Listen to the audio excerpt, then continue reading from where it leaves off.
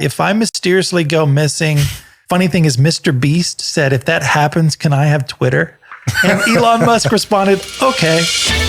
Welcome to the Chasing Mountains podcast. Your host, Dave Rumer and Jacob Colgan. Learning and growing from the best in business. Nice. Should I bring us in? Yeah. Well, first off, let's change it from Chasing Mountains podcast to the Elon Musk podcast, because this man brings some drama to the table. Yes, he does. Yes, sir. Keeps rolling in. All right. What's going on, man? News. Yes. So welcome to the Chasing Mountains podcast. I'm Dave Rumer. This is Jacob Colgan, and we're talking again about Elon Musk. We've said before, he's a moving target. He keeps doing stuff. And so we want to tell you about it. There's a podcast called the Tesla Daily Podcast. And I thought, how in the world will this be successful? Talking about one man and one company. And he does not fail to deliver. They got a lot to talk about now. Dude, they really do. So recently, as we've talked about, he's buying Twitter. That's the plan anyway. What's going on now, though, is that he has put a pause potentially on the deal. He's cited a report, I guess, that says that somewhere in the neighborhood of 5%, maybe more, of Twitter users are actually bots. And so, now he's sort of considering.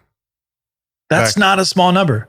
No, well, and obviously that would mean that Twitter is potentially overvalued because there's not near as many users as what was claimed. I mean, an AI bot is not a user. We've talked about on this show before how one of his goals going into the purchase of Twitter was to actually reduce the bots, ideally eliminate bots by identifying real human users. So it's kind of weird to me now that he's saying, hold on a second, there's supposedly bots. I'm not sure I want to buy anymore, because that was a stated goal. We talked about it before on the show. What do you think? I kind of wonder if this is a move. I think he had to have known. He had to have known how many bots there were on it. I mean, this man is not an idiot. I think he probably did some research on it, obviously, because he wanted to authenticate humans. But I almost feel like Twitter maybe has been incentivized to not really clean up the mess, because then the numbers are higher. They can sell more advertisement when they say there's this many people on the platform, this age, activating this much. I mean, if they don't have that many active users and most of the active users are actually bots just spamming people, that's a huge issue. Yeah. I mean, do you think he should continue with the sale? I think it could be a play as well, though, because now he's in a position, as he's been a few times in this negotiation, where he has the potential to tank the stock price. Because if he decides not to buy and he says, no, there's too many bots, that's not going to be good for the shareholders and for the stock price. Yeah. So he may be in a position now to say, it's not worth as much as I was going to pay $44 million. So I need it for less. Especially if he's able to identify that, that it is in fact true, this 5% or more, or whatever is, I think that's the number.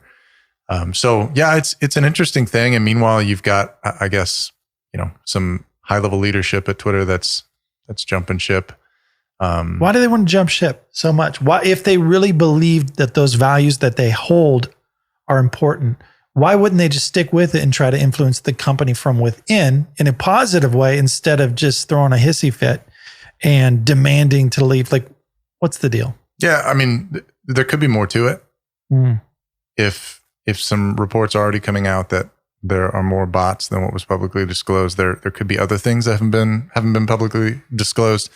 There's always been talk about the Twitter algorithm and some accounts and some posts and some channels being kind of choked off compared to others. It could be a sign that there's some stuff going on in Twitter that people don't want to be associated with when the veil is sort of pulled back. And that's definitely Elon Musk's plan. So, but I think obviously there's a lot of misalignment in values between, I think, Elon Musk and those that are currently at Twitter. So it's weird that we live in a time where free speech, just mentioning that word, is somehow controversial. Like, just let people talk it out, whether they're right or they're wrong. And I think that's where it can be kind of dangerous when you are reallocating free speech to hate speech. Then who's controlling whether it's hate speech or not? And I know it's a private company. They can do what they want. Elon.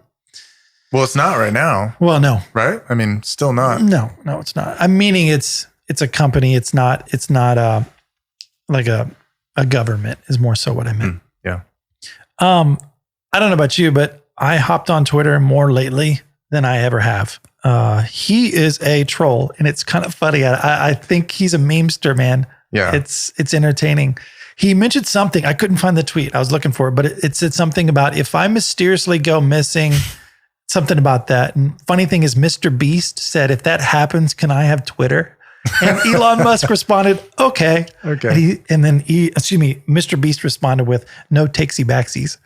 So there's a paper trail now. There's a paper trail. So if Elon wouldn't that goes be the weirdest thing if MrBeast, like, for those that don't know, actually, you know more about MrBeast. We're actually going to do a podcast, but just give a quick, like, who is this guy? MrBeast is a 24-year-old YouTuber who started like 11 years ago, just posting as much content as possible.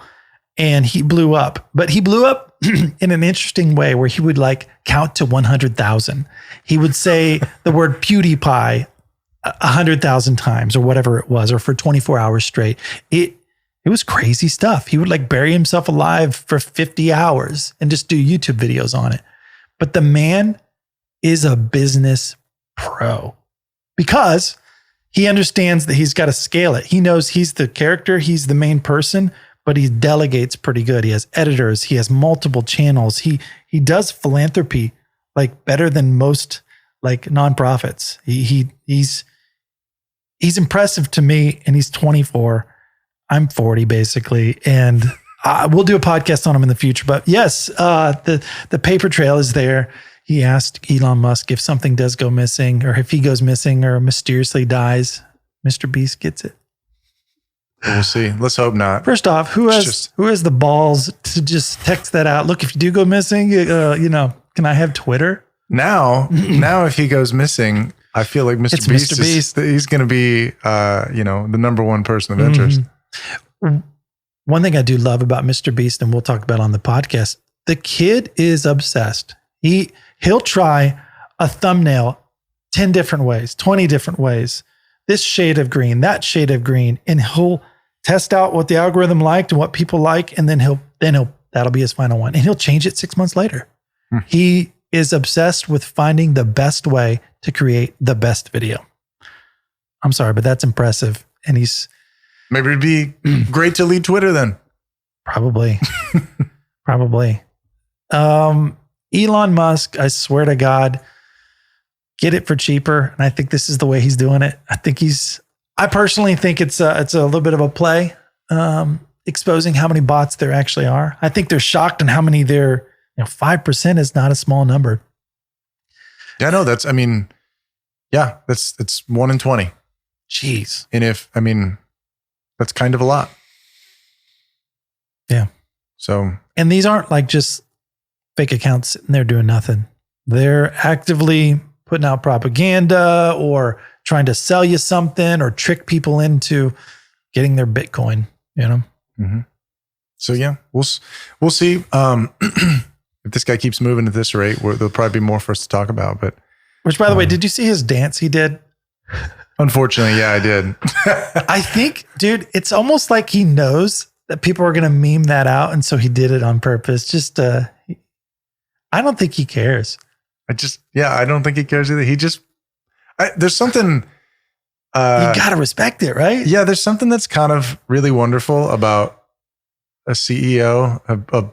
He's multi-CEO, as we've talked about, but who's just like I'm going to throw this out there. I'm going to throw this content. I'm just going to say that. Like, it's not hyper guarded or super structured. He doesn't have this PR team. Now, it gets him in trouble sometimes, as we've talked about, where he's run into issues even now with potentially the SEC and some of the things he's disclosed or not disclosed. But for goodness sakes, he went on to Joe Rogan and smoked weed with him. And he asked Joe, is it legal here? And he's like, oh, of course. Yeah, we're in California. And he smoked a little bit, put it down, whatever. Stock price just tanked the next day.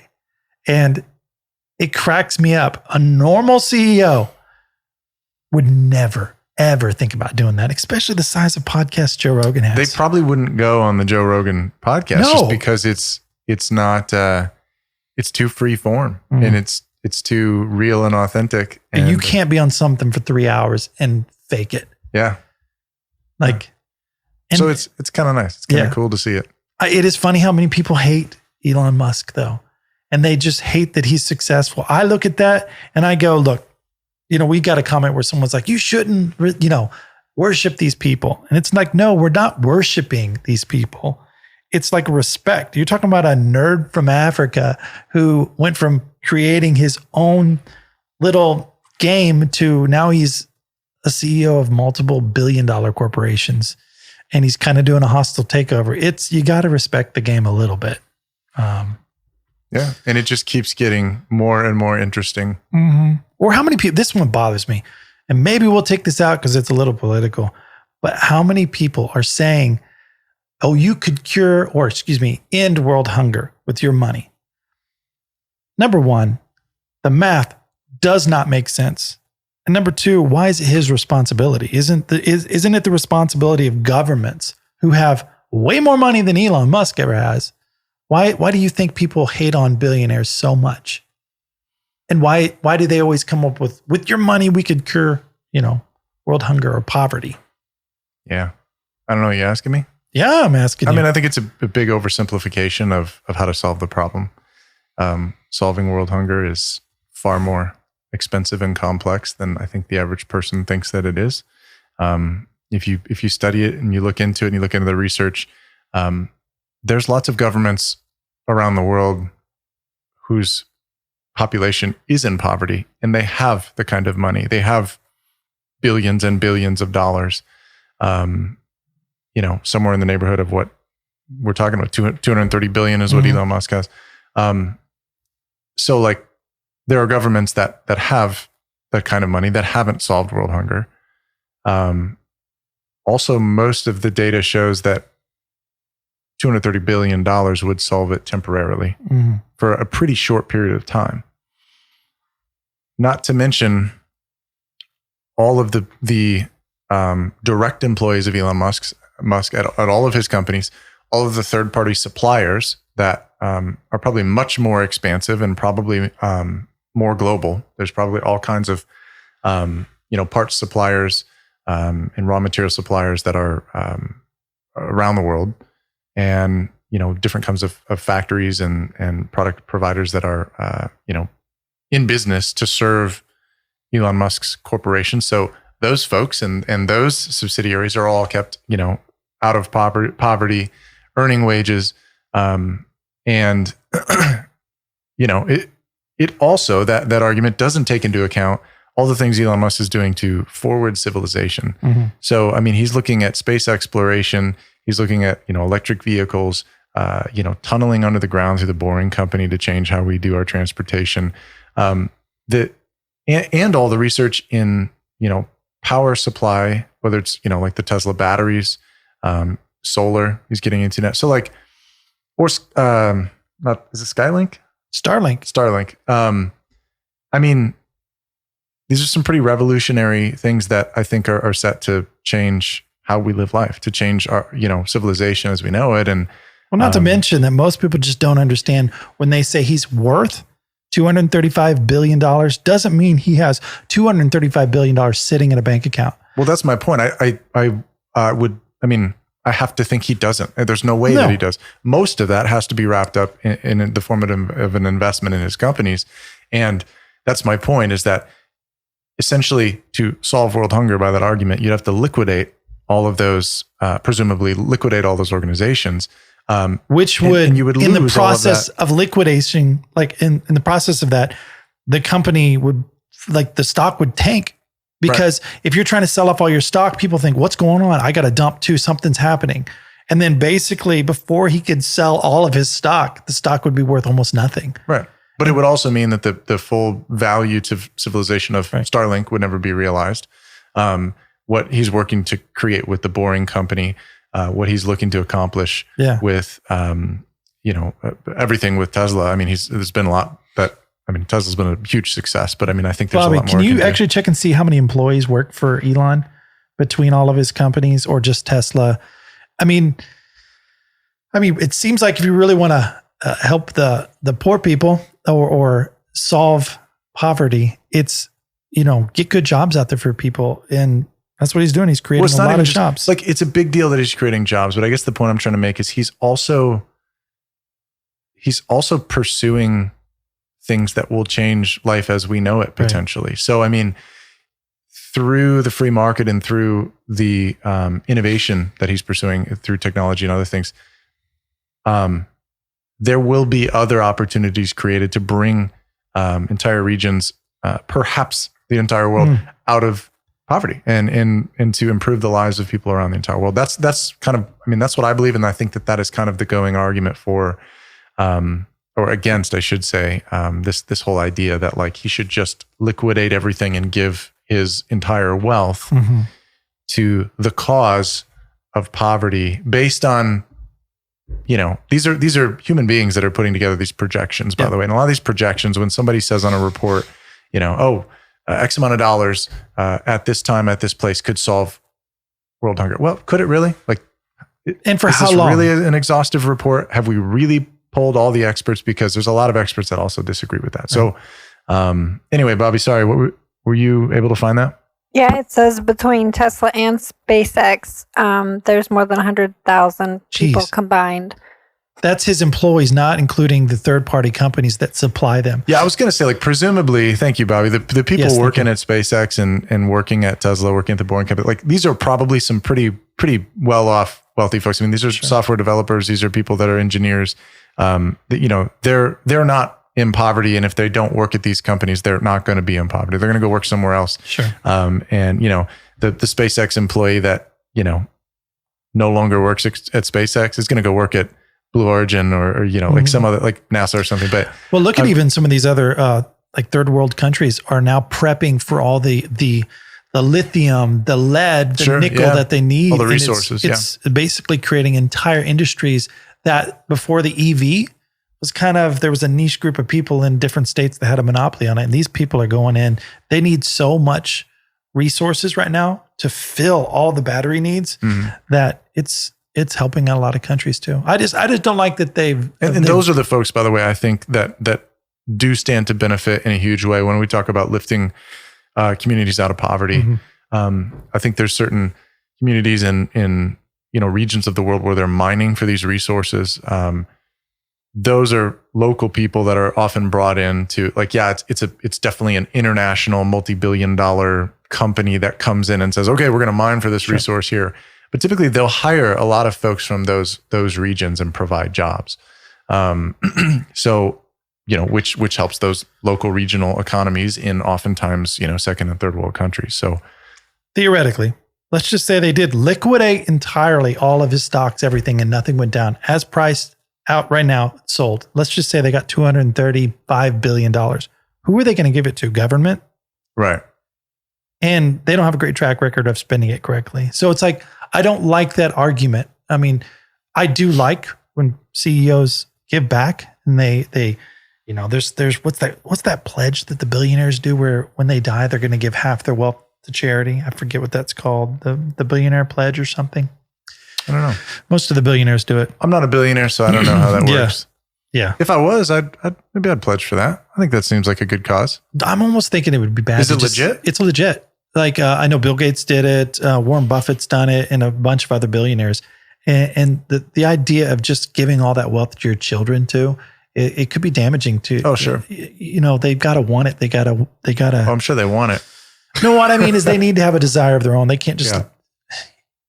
There's a lot that they can do, and I think at a certain age, people start to worry about, their legacy and what they do. And we've talked about this before, where capitalism can bring out the worst in people, but it also can bring a lot of wonderful things like space travel, electric cars. People hate on Elon, but at the end of the day, all the major organizations said it wasn't possible, and he came in and proved them wrong, and now they're all playing catch up. Yeah. I'm curious. What do you guys think? Make sure you leave a comment. Let us know. This whole idea of sort of solving world hunger. Obviously we've kind of expressed our thoughts, which could probably be summarized in that the data is a little bit inefficient to confirm whether or not $230 billion could actually solve world hunger successfully and long term. But yeah, I mean, so open to discussion. So, that's what we do here. So we'd be happy to see comments, talk about it. So feel free to leave your comment. And while you're at it, like and subscribe. So Elon Musk, we'll probably keep talking about the guy if all this keeps up. It's just one thing after the next, right? I think so. We should start posting memes that he posts because they're really funny. They are really funny. Yeah. It's just I don't think we were rolling when we were talking about this before, but the idea of like the CEO of a company who is just like, there's no filter. There's no filter.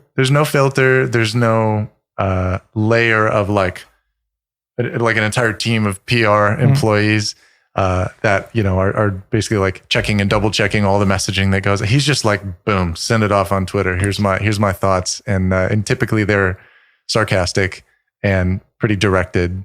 And but man, can it move the market? That's why the SEC hates him, is because he'll make a tweet and then boom, the stock price goes up. And it's come back to bite him a few times. Yeah. And it probably will again, but I think for him, he obviously thinks it's like worth the. How many followers does he have? I'm curious. It's a lot. How many of them are bots? That's the question. 5%. Whoa, well, this is way more than I expected. 93 million. That's how many followers he has. That's a lot. 112. He follows 112 people. Let's see if I'm one of them. Oh, wow. No, I'm not. Oh, MrBeast is on the top. Kathy Woods. He follows Kane Brown. That's funny. we kind of know him. Yeah, we do kind of know him. Yeah. We know his guitarist, Dane. We know his manager better. Martha. She's awesome. So anyways, well, that's it. We're Chasing Mountains podcast. We're out. Thank you for being a part of this podcast. Please leave a comment with your questions or business endeavors. We would love to be a part of your journey. If you would like to hear more, please like and subscribe. The thoughts and opinions on this show do not reflect those of our advertisers, employers, or other affiliates. The content should not be considered legal or financial advice. The Chasing Mountains podcast is a production of Chasing Mountains Media. Copyright 2022.